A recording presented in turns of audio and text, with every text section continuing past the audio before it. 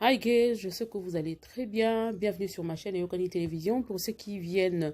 d'arriver, merci énorme de vous installer et rester carrément sur cette chaîne Eyokani Télévision. N'oubliez pas de cliquer sur la cloche de notification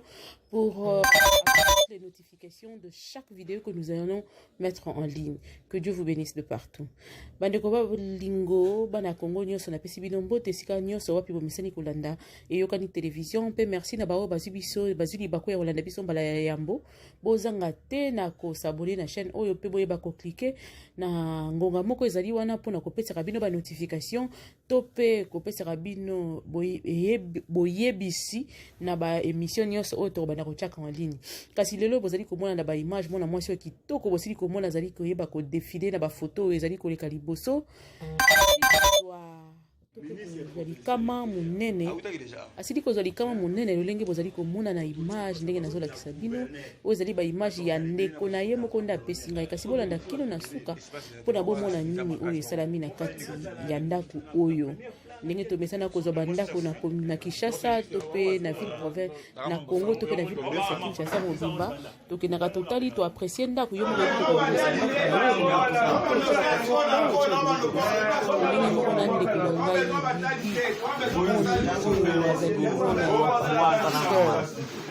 Zala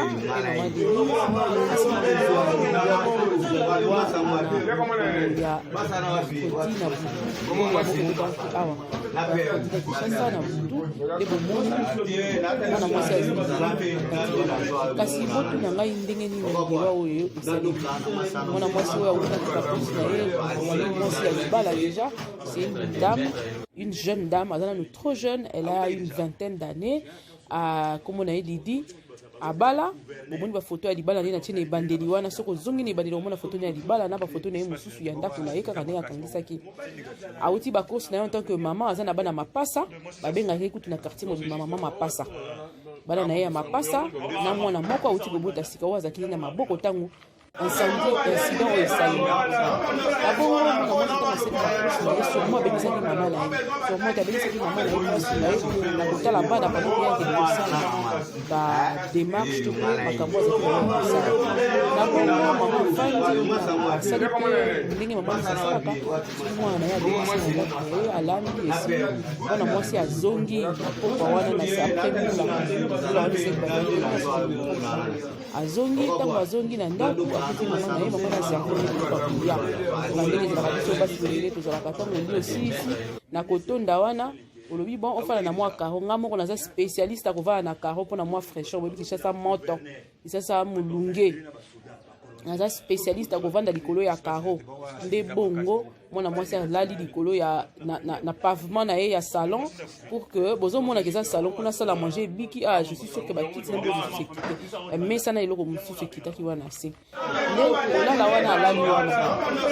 nzokande ayete monsonta bato na kolala wana alali bamona kaka mabelele ebukali ala kaka motu likolo ya kuwa ya eloko lwasi ediami na se osala nini edindi setanga azodinga mama na ye azotala mama ya ye mwana mwasi azotala aweleli mwana oyo azalaki na maboko azwaki mwana kuna eta awelela mwana na ye ya mwasi aweleli kopo na ye abwaki kuna eta awelela jeune fille moye ezalaki lisusu te deja adindi ekodindango ya somo eza nini adindeli a partir ya motu donc mutu nde ekiti na se makolo likolo soki ezalaki ata akitaki na boyela mosa koyoka ozata mwa makasi ya kosimba ata quelque part mais oyebi eloko te ozosatendre na eloko te du coup 22h wana brr mabele kita mwana mwasi adinda mutu na se makolo likolo mama ameki kobelela bato baye bameka koluka nde ozomona wana bazomeka koluka kobimisa oyo eza bacamarade bavoisin nde bazoya komeka bakoluka bizoto ya ndeko na biso lidi ya jeune dame oyo mama ya mapasa babengaka ye mingi na kartier na ye na lemba bakosalami na lemba na kartier na ye na lemba mama mapasa mwasi moko malamu oyo azalaki malamu na bavoisin na ye bazolela ye lokola likambo mosusu nde mwana mwasi baluki kobanda 22h ti kino kokoma 2h du matin nde baye koyeba koretrouve ye leton baretrouve ye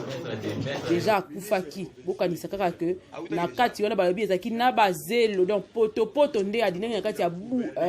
nini boué moko ezaki na kati kuna donc moyen sala quelque chose à se défendre eloko ko simba to nini akosala ngo ndenge nini et puis je suis sûr même quand azaki ata konimba de bongo mwana mwasi abimisi esi akufi na s'abstenir nanu ya kotia image wana ya na esa na esa na mi avec qui on parle baza na choc terrible je vous dis un choc très terrible sikoyo bo imaginer place mama na ye pe ntango mwana bindaki bongo le temps koluka kosauve talaka mama mokolo azwaki mpe mwa banini mwana mpe akotaki abandaki daya kokota mama asali nyonso oyo mama baye kosala po ameka kosauve me asauvaki kaka koko na ye mwana na ye akofike tala mpe poids na ye tala mpe age ya maman le poids de l'âge ici sur la maman nde bomoni mwana mwasi azindi boye mwana mwasi akufi bandeko ba bolingo pasi eza makasi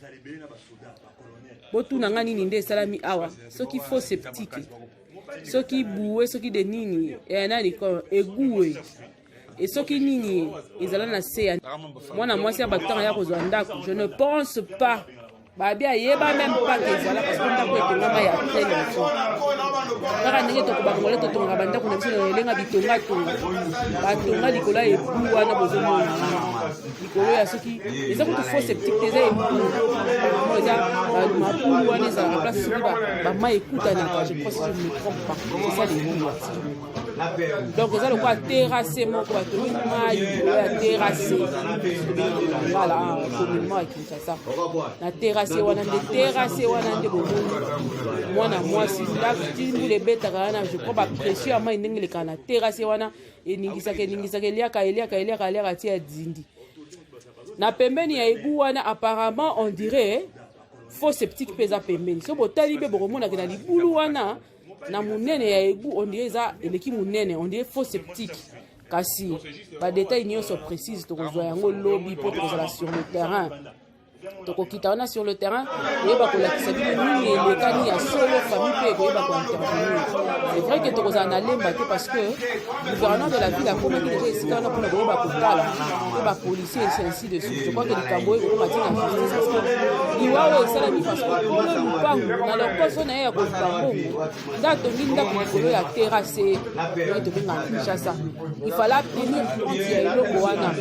to mpe ayebisaka bango po lelo ekoma mutu tellement aza na posa kotia balocataire na ndako azwi likolo ya faux septique atongi ndako asali véranda et tout ça asali salon et puis ekei ainsi de suite sans pour autant kotenir compte ya danger oyo atieli bato bazoloba oyo esala déjà 20 ans ndako etonga makala oui ndako ekokotonga makala mais le fait susu ya botiongo so na kati ya molunge bobombi yango lelenge wana nde lobi ekoluka problème et puis ndenge mai ezoleka na wana bayebi eza terrasse eza wana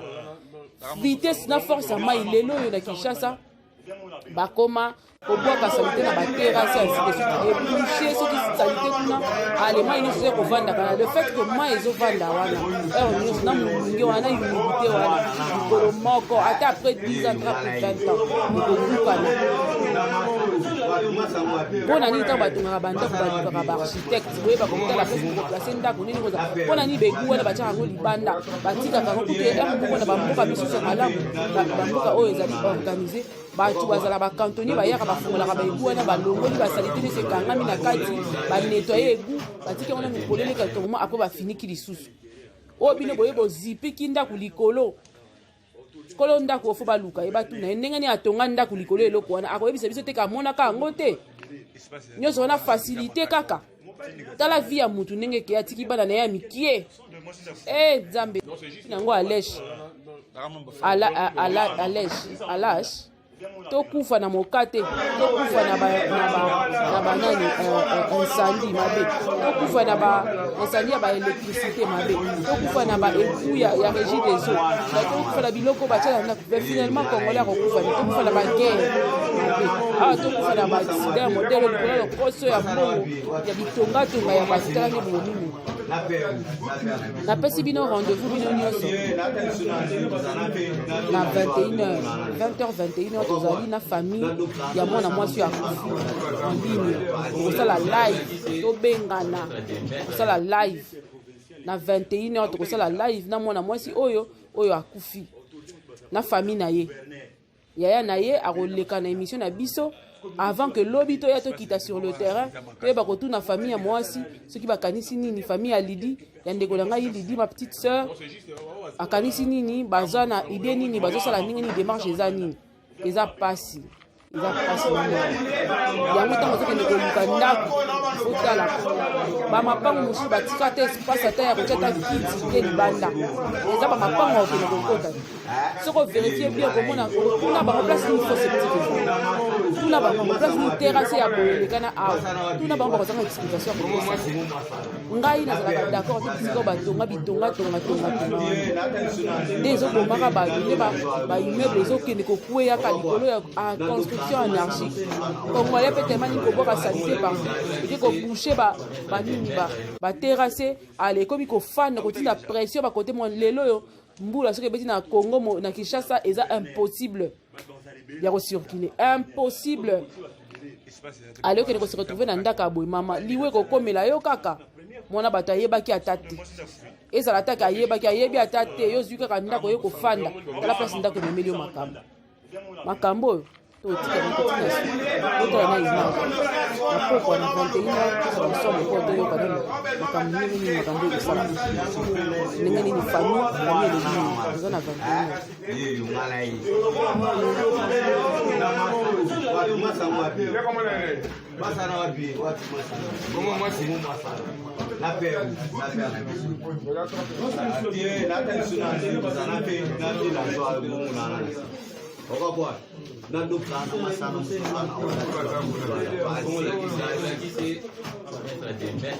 ministre provincial intérieur. Ah oui, déjà.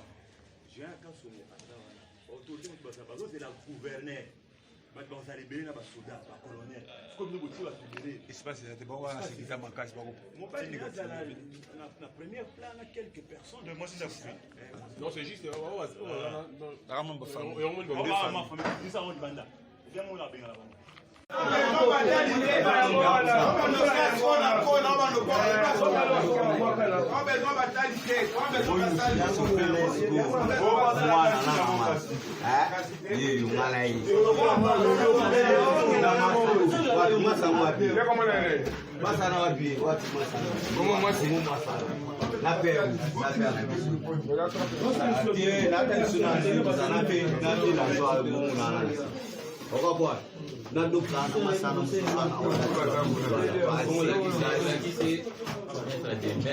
Ministre provincial intérieur. Ah oui, déjà.